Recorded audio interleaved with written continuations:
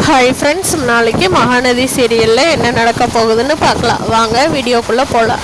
நம்ம சேனல் இன்னும் சப்ஸ்கிரைப் பண்ணாதவங்க சப்ஸ்கிரைப் பண்ணிக்கோங்க. கீழே விழுந்த வெண்ணிலாவுக்கு இன்னும் உயிர் இருக்குது. ஹாஸ்பிட்டல் தூக்கிட்டு போகிறாங்க. அங்கே டாக்டர்ஸ் எல்லாம் பார்த்து செக் பண்ணிகிட்டு இருக்காங்க.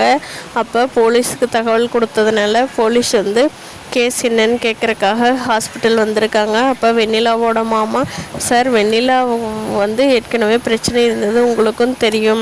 விஜய் கிடைக்காத காரணத்தினால வெண்ணிலா சூசைட் அட்டன் பண்ணிக்கிறேன் அப்படின்னு சொல்லி மாடியிலேருந்து குதிச்சுட்டான். நான் இப்போ என்ன பண்ணுவேன், என் பிள்ளைய எப்படியாவது காப்பாற்றி கொடுங்க அப்படின்னு சொல்லி போலீஸ்கிட்ட அழுகிறாரு வெண்ணிலாவோட மாமா. அதை கேட்ட போலீஸும், என்ன சார் உண்மைதான் சொல்கிறீங்களா, இதுதான் நடந்துதான்? வெண்ணிலா கண் முழிச்ச உடனே கேட்பேன், அப்படி ஏதாவது பொய்யா இருந்ததுன்னா உங்களை அரெஸ்ட் பண்ண வேண்டியது வரும் அப்படிங்கிறாங்க. அதுக்கு வெண்ணிலாவோட மாமா, இல்லைங்க சார், இதை தான் என் பொண்ணு சொல்லிகிட்டே இருந்தா, அதே மாதிரியே செஞ்சுட்டா, மாடியிலேருந்து குதிச்சு, நீங்கள் தான் அவளை எப்படியாவது காப்பாற்றி கொடுக்கணும் அப்படின்னு சொல்லி கெஞ்சுறாரு. போலீஸும் இந்த கேஸை ஃபைல் பண்ணிக்கிட்டு கிளம்பிடுறாங்க. ராகினியும் அவங்க அப்பாவும் ரொம்ப சந்தோஷப்பட்டுக்கிட்டு இருக்காங்க. காவேரி வீட்டுக்கு போனதும் குமரன் இருந்துக்கிட்டு, என்ன காவேரி சேஃப்டியாக இருந்துட்டு வந்தியா, விஜய் நல்லா இருக்காரா அப்படின்னு கேட்குறாங்க. காவேரி குமரன்கிட்ட, சாரிங்க மாமா, உங்ககிட்ட உண்மையை சொல்லாமல் மறைச்சிட்டேன்.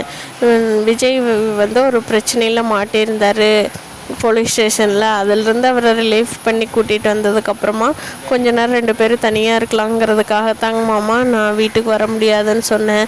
நான் ஃபோனில் அப்போவே உங்கள்கிட்ட சொல்லலான்னு தான் நினச்சேன், ஆனால் வேண்டான்ட்டு விட்டுட்டேங்க மாமா, தப்பாக நினச்சிக்காதீங்க அப்படின்னு காவேரி சொல்கிறாங்க. குமரன், சரி காவேரி, எனக்கும் புரிஞ்சுது, அதனால தான் நான் அம்மாட்ட அப்படின்னு சொல்லிட்டேன். இல்லைன்னா ஒரு பொண்ணை நான் தனியாக இந்த நைட்டு அம்மாட்ட அப்படி சொல்லி விடுவேனா? சரி காவேரி, பார்த்துக்கோ, நான் கங்காட்ட கூட இன்னும் இந்த விஷயத்தை சொல்லலை, உனக்கு எப்போ சொல்ல தோணுதோ அப்போ சொல்லிக்கோ காவேரி அப்படின்னு சொல்லிட்டு குமரன் வேலைக்கு கிளம்பி போயிடுறாங்க.